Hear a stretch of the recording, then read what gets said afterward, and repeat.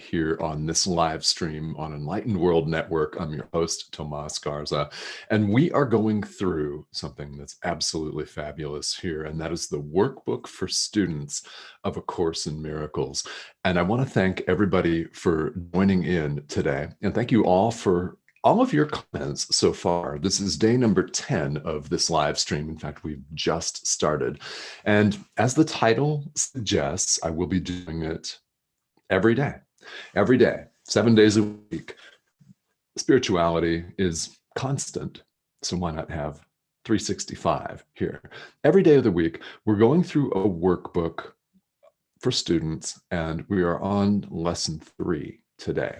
So as we wait a minute, I want to wait just a minute and invite you all to please go ahead and share this. If this live stream is impacting you, or if you know of somebody that would like to study along with us in A Course in Miracles, please feel free to share. Just hit that share button. And yes, we would appreciate it at Enlightened World Network. I would appreciate that. And I'm sure that people, your friends, your family members that are curious about A Course would love to know that this is going on. And also, just because we're on day 3 doesn't mean you can't join along in studying the workbook with us. The YouTube channel for Enlightened World Network has all of these episodes on there. They're all here on this Facebook page, Enlightened World Network. So they're available in a number of different places. And if you missed day 1, so be it. That's fine. Go back and go ahead and start right there. If you want to start and follow along in a workbook, you can easily watch a short replay. This is a short live stream. They've so far been about 15 to 20 minutes a piece. So it's real brief. And the workbook lessons themselves are actually really brief. So if you're following along, please go ahead and share this. And, I know that your friends would appreciate it, because the course is something like that, isn't it? You may have had a copy of this book on your shelf for a long time. I know plenty of people that fall into that category where they purchase this, or they hear about it and think, ooh, Course in Miracles. Yeah, I want to study that. I want to look at that, see what that's all about. And then it just sits and collects dust until the right moment, the right time. And perhaps that's today for you or somebody else that you know. All right. So lesson 3 here in the workbook. And as always, please feel free to leave comments here on the live stream. I'll do my best to answer them right here on the live stream. All right, so lesson 3 here, I'm going to do something that I don't always do here, but because the commentary on today's lesson is so brief, I'm actually going to read it verbatim. It's very important, and it's full of important detail that we want to talk about here. It really is. So I will read that. Then we'll talk about this. The lesson for today is, I do not understand anything I see in this room. In other words, I don't understand anything I see in this room. Now, if you're out in public, if you're out at a shopping mall, you could say, I do not understand anything I see in this shopping mall. I do not understand anything I see on this street, in this place, from this window, etc. It's a follow-up on, of course, lessons 1 and 2, and we're looking at our perception of the world around us. We're looking at the perception of what seems to be outside of us. And we're recognizing the reality that we don't understand any of this. We think we do. We've formulated conceptions, societies, a world around these appearances, but do we really understand what they are? And if you answered, well, no, not really, well, then you're in the right place. And if you're thinking, well, I think I do, but maybe I don't, then you're still also in the right place. So let's read the commentary, because as you know, every workbook lesson has some comments with it that will tell you the suggested way to practice that idea for the day. So today, I do not understand anything I see in this room. Apply this idea in the same way as the previous ones, in other words, 1 and 2, without making distinctions of any kind. Whatever you see becomes the proper subject for applying the idea. Be sure that you do not question the suitability of anything for the application of the idea. These are not exercises in judgment. Anything is suitable if you see it. Some of the things you see have emotionally charged meaning for you. Try to lay such feelings aside and merely use these things exactly as you would anything else. The point of these exercises is to help you clear your mind of all past associations, to see things exactly as they appear to you now, and to realize how little you really understand about them. It is therefore essential that you keep a perfectly open mind, unhampered by judgment, in selecting the things to which the idea for the day is to be applied. For this purpose, one thing is like another, equally suitable, and therefore equally useful. Well, as I mentioned, I don't always do that, but today it's short and it's full of meaning. So I want to break this down. Why, I might ask, are we doing these exercises? And if your response is, well, because I made a commitment to myself to do it, that's great. If your response is because it says to practice this, that's also great. So whatever the reason is, why you're here doesn't matter. You're here right now. So let's work on this. Not making distinctions in what we see is really important because what we do is we run through life with preconceived notions about things, and we can't help forming them. We absolutely cannot help formulating our opinions and our judgments about everything we see because it's passed on to us from the moment we know what we're doing running around in this world. We inherit an entire worldview from everyone around us, from society, from school, from our parents. It was transmitted to them by their parents. So we come to realize, okay, this is nobody's fault that things seem to have gone awry. This is a very important point throughout A Course in Miracles, any spiritual practice. It's not anyone's fault that things are a little askew here or a lot messed up. Right? In these exercises, we're practicing non-discrimination. We're just panning the room around us and applying the idea for the day to whatever we see without making a distinction of, oh, this is not suitable for that. This bookcase that I see over here is not suitable. But the bookcase I see on this other side, because I actually am surrounded by two of them here in this room, this one is, this one's not. We're instructed not to make such a judgment. Now, why is that important? You might think, okay, well, does it matter? Well, actually, yes, it matters in the long run, in the ultimate scheme of things, because when we look at more in-depth lessons and topics like forgiveness, it's important to apply that across the board to everyone and everything. What we want to do as human beings is reserve our judgment. We see something as good and worthy of forgiveness, something else as unworthy, as good, bad, worthy, unworthy.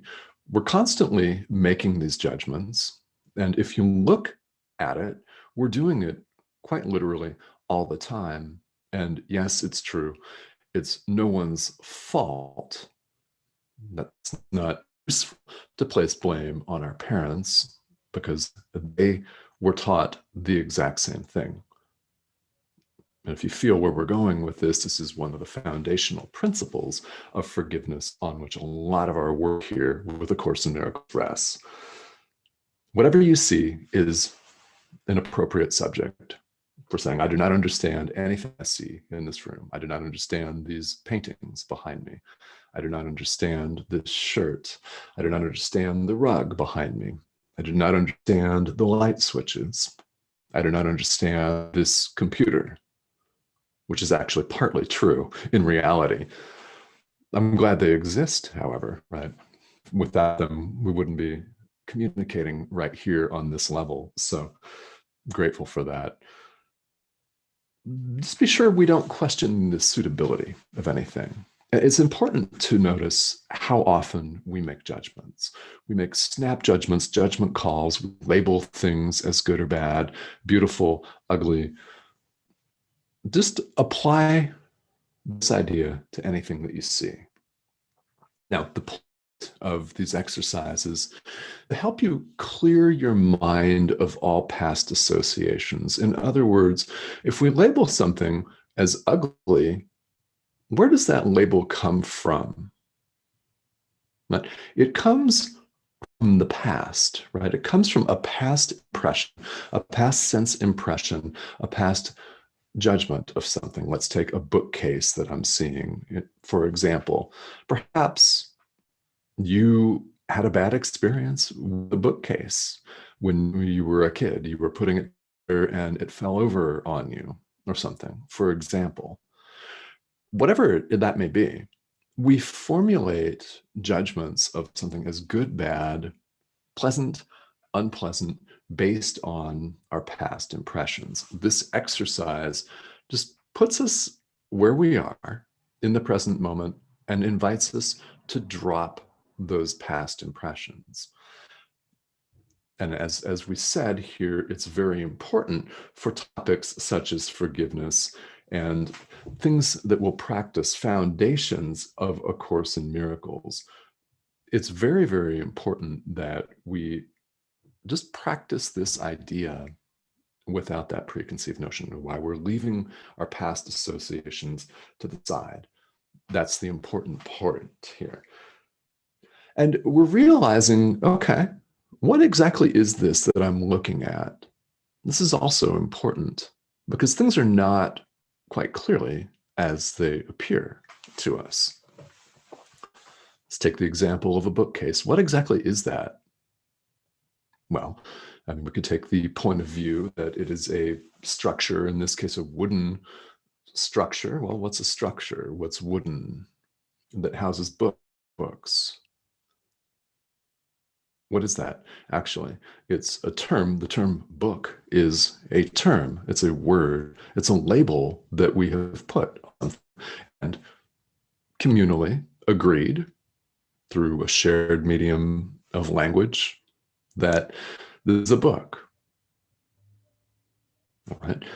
This is behind me is a painting or a picture, whatever you want to call it. We've agreed on a label for it. But what is it actually? Well, it's not the label that we put on it. In other languages, a bookcase is called something else. So what we're looking here is it is called something else because we're all appearing to have an experience in this lifetime. This is what relative truth actually is. If you've heard of that concept from Eastern philosophy, we're all appearing to have a separate experience here. Now, this is important in the context of the workbook lessons because we're having separate experiences, we're all forming different labels about things, like a painting. You may find the paintings behind me beautiful. In fact, the one on top here with the yucca and the mountains in the background was painted by my grandmother. Now, that has a special meaning to me, might not have that special meaning to you, and that's okay. While we formulate our own perspectives, our own opinions. Now, where we go wrong as human beings is the next step. We formulate an identity around these judgments and we cling to them. In other words, we define our personal territory. These paintings are beautiful. Someone else might think, no, actually they're not.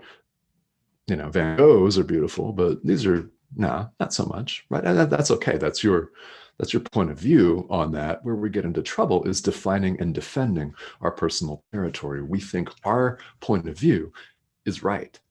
We think our point of view is the only one that there is. It's the only correct one. While someone else is having the exact same experience, they think their point of view is the only correct one. And this is how conflict arises. It can take the form of something as benign as just a value disagreement between you and your partner, for example. And if you multiply that at large, it can lead to serious misunderstandings. And this is how wars happen. This is how genocide takes place. This is how all of the ills that plague us as a species happen. It's thinking that our way is the only way. So these exercises then, in that context, seen over a larger point of view, are very, very important because they take us out of the relative. They just take us, look around and admit to yourself that you really don't understand anything that you see right here. So let's take some questions and comments here. So thank you all for tuning in. Yes, we're getting some belated birthday wishes for my wife, Cindy. Yes, yesterday was Cindy's birthday, and she's happy to announce that she had a beautiful day and a beautiful dinner. She had a wonderful personal chef as well. And yes, so happy belated birthday. Thank you for tuning in. And I love you. We love you. We all love you. Yeah, lots of love going around. Yes, and well, Cindy's celebrating her birth month. Okay. So I think that's okay to celebrate our birth month. And any questions, anything that you all might have to add here during the live stream, let me know. I'll be talking here for another minute or two and then we'll wrap up. But I'll get to your questions and comments also in the comment thread. So if you missed this live and you're catching the replay, if you have a specific question for me, I am here to help. I really feel very strongly about showing up and just sharing my experience with you. So quick note, the first time I went through this workbook, these first 3 exercises seemed highly bizarre to me. And they may seem highly bizarre to you, and that's perfectly okay. All the workbook asks of us is that we just show up and we practice this as best we can. And if it says, just look around you and apply the idea for today to these objects without judgment, as much as you can. If you end up judging something as good, bad, ugly, tall, short, doesn't matter. I mean, the workbook lesson says that we may have emotionally charged responses to these items. And we may, for whatever reason, whatever that is for you, all we're asked to do is just apply the idea. We're not asked to believe in it, which is good, because the first time I read this, I thought, well, okay, I'm experiencing a little resistance to this.